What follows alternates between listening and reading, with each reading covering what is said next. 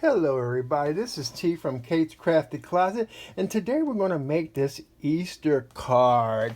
So it's like getting ahead of the game and stuff like that, make some Easter cards.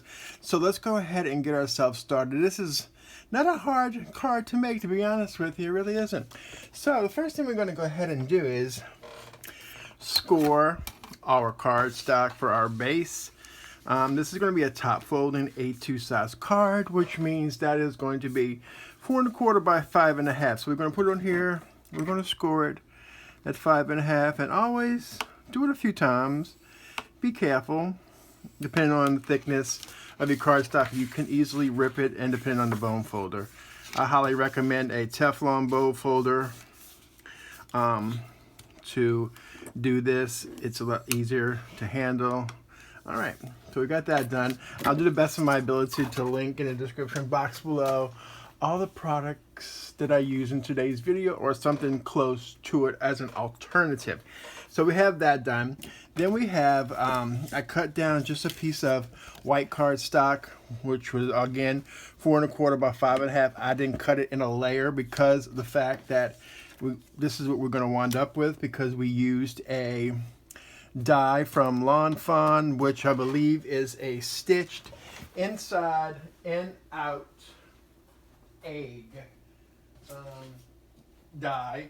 So apologize for the distance, I had to go grab it. So this is what it is. So it's outside and Easter egg stackable. I don't know if this is still available because I bought this a couple years ago. This is a 2018 die set, but if I can find it, I'll make sure I link it to you, and you may already have it. And then I went ahead and cut a piece of this plaid, pink plaid paper. I cut it a little bit smaller than 4 1/4 by 5 1/2. I believe it's like 4 by 5, something of that. So we're just going to go ahead and use some art glitter glue, liquid glue. You can use double-sided tape if you want to. All depends on your adhesive choice. But before I do that, there's a couple things that I made a mistake on in the previous one. I'm not going to glue too close to the edge of this, the egg itself down here in the corner, because that's where I'm going to put the little Easter bunny. So that was one of the things I made an error on, and I am going to do this now. Well, I'll have to do that now, just in case we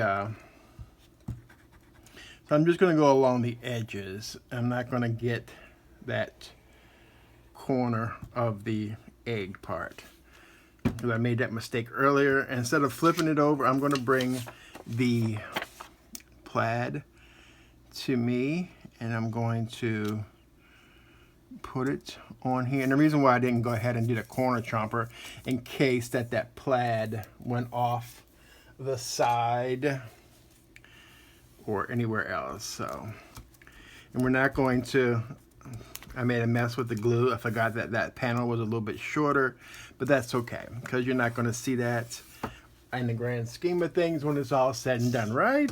So I'm just making sure that all of the glue, all of that panel is down. So here we go. And while we wait for that to dry just a little bit, it doesn't take long because our glitter glue it really quickly.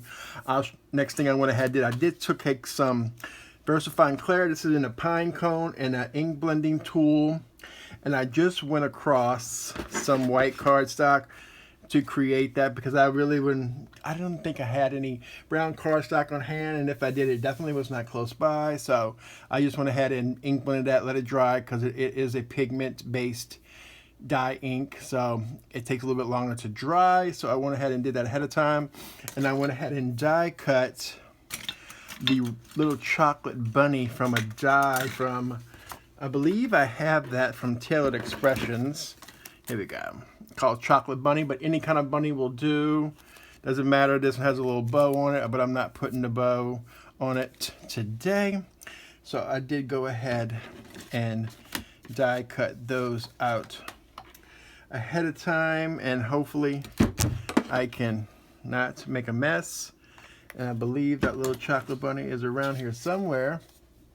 Looks like he has disappeared. like he decided to hop away, which doesn't surprise me when it's all said and done. So you know what we're going to have to do? We're just going to have to go in and take an extra bunny. Luckily, I do have an extra bunny. And we're just going to grab that ink blending tool, which of course is also MIA. Like Ed always does that to me. Every time I come to film videos, you know, I grab everything, put it all nice and neat together next to me, and all of that fun stuff, and all of a sudden, boom, gone. Like nowhere to be found, nowhere to be seen. Like so now, like the ink blending tool is just non-existent at the moment too, and that's going to drive me insane that I lost the bunny and I lost the ink blending tool, and literally they were pretty much just right here. Sorry about that. I'm back, and it was right there on the floor next to me. So all right, we're just going to go ahead and make that bunny nice and chocolate.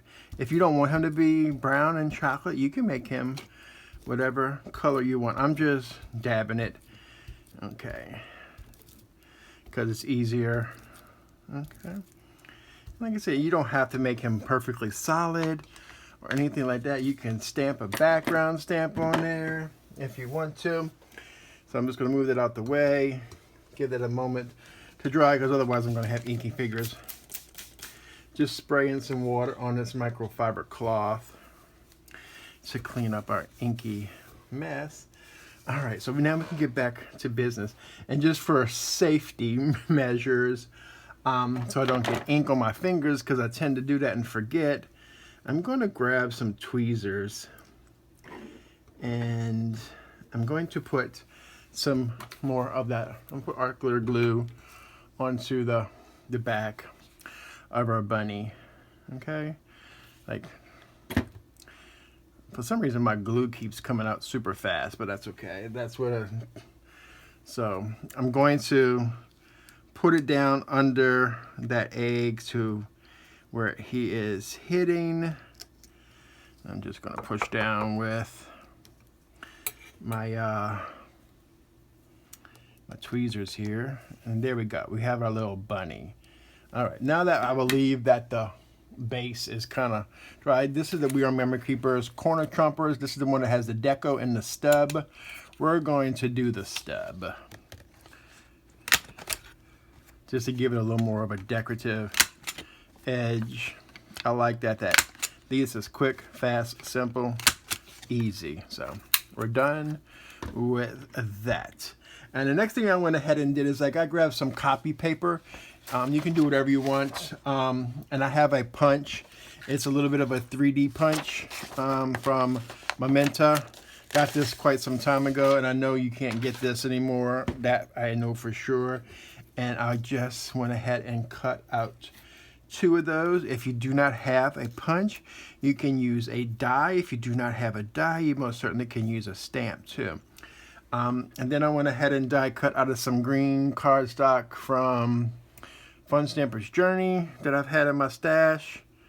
And I always like to do the placement if I'm doing these little arrangements, just to make sure I'm happy with the result. And I'll make them, like I made a mistake in the sample card that I showed you in the beginning of the video.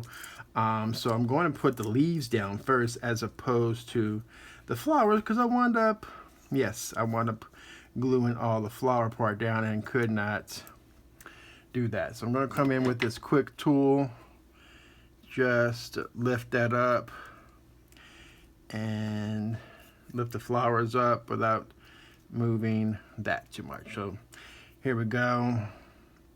And you don't have to really glue the whole leaf down. Like, you don't have to put glue on it, because the weight of the flower on top of it will help. Like I said, I know my glue is way too quick. And the fact that even if the leaves don't go exactly where I wanted it before, I can arrange the flowers to do that. So I'm not stressing that part out. Okay. This is just to This gives me a guide. Okay, so we're going to go in and grab our flowers. I'm trying to make sure I have the raised side up. If I don't, that's okay too. So I'm going to put one flower there. Then I'll grab the other flower. Okay, and I'll put that, kind of want them to overlap a little bit so there's no like white space in between them two, and I'm okay with it being there. Okay, too cool, awesome. Okay, we'll bring it to the side. Then we're gonna bring our sentiment. I got one of these little sentiment strip dies, but I always cut a whole bunch of them out in white or black. This is a stamp set from Tailored Expressions. I had this a while too. So just like kind of using what I have in my stash, but we're going to use this extra special Easter Wishes, and we are going to stamp that with the new color from the Distress line, Kitsch Flamingo, which is a really awesome bright pink, which I thought was perfect to go with that pink scheme that we have so far going on here. Let's bring in the tool to stamp our sentiments.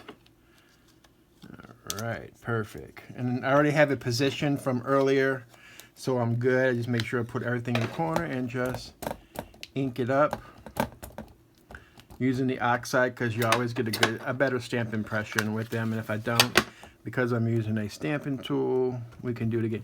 And yes, my sentiment is upside down, but that's okay because the strip is on the same on both sides. So there we go. Perfect. Love it. Okay. And then bring back in our panel. Okay. And then we have some foam squares. We're going to cut. I already have some pre-cut. And we're going to pop that up into the center of that Easter egg. Or just an egg. It doesn't necessarily have to be an Easter egg. It can be just an egg, but it's an Easter egg today. So I just cut these strips in half. So we can give that a little bit of dimension. So we'll come in and we'll remove the release paper. I'm sorry for the computer in the background. I thought I had turned the volume off, but I guess I didn't. Do my best to line it up, center it. It never works out that way, but I always like to pretend I can do it right. Boom, there we go. And then the next thing we're going to go ahead and do is like, we're going to put some white gems onto the flowers just to give them a little more life. It doesn't matter what size it is, truthfully, it doesn't. You can use whatever you want. If you don't want that, you can use whatever you want. Any color you want. It works, right? So we're just going to try to do our best not to over glue it. Okay. I'm going to come in with that quick tool. I haven't seen these around anymore, but if you have embelly jelly, and the other one is a other tool, forgot what it's called. All right, so there we go. We got that one. And we're going to, yep, didn't put enough glue. That's okay. And we'll grab that. And then we're gonna, it doesn't want to come off my finger. There we go. Stay there. All right, so next we're going to come in with some pink gems. I'm trying to grab the smaller ones. This little package comes with 3 different sizes in there, but I kind of want the small ones. Okay, we got those. And then these we will pick up and put back in there. And then we'll put a little bit of dab of glue in the 3 corners. I'm not super concerned that if it oozes out a little bit, because it's going to, because this will dry clear. Okay, got that there.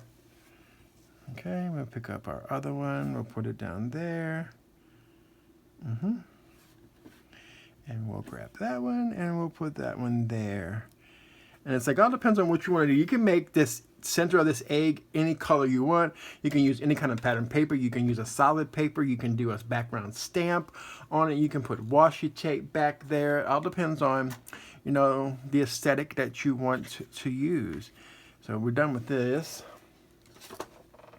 And I'm going to put some foam squares on the back of that, but I don't want to move those gems until they dry, so I'll do that after the fact. And then this panel, go on top of that panel, you're not going to see but the corners of this bright pink paper, which is perfectly fine with me because I like it and it's easier to put on for me.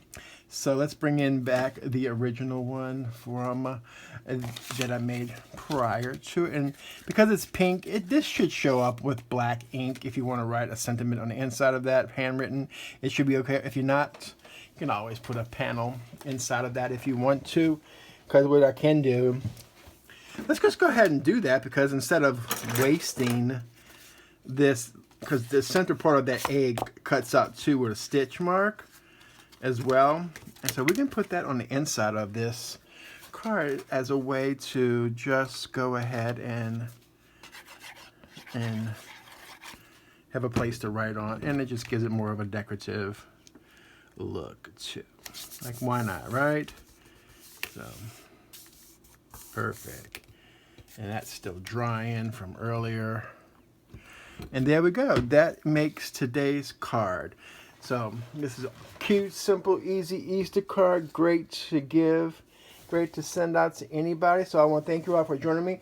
Make sure you check out the store at CageCraftyCloset.com. Use coupon code SAVE and the number 5 to save $5 off of your order of $25 or more. And you have a crafty day, y'all.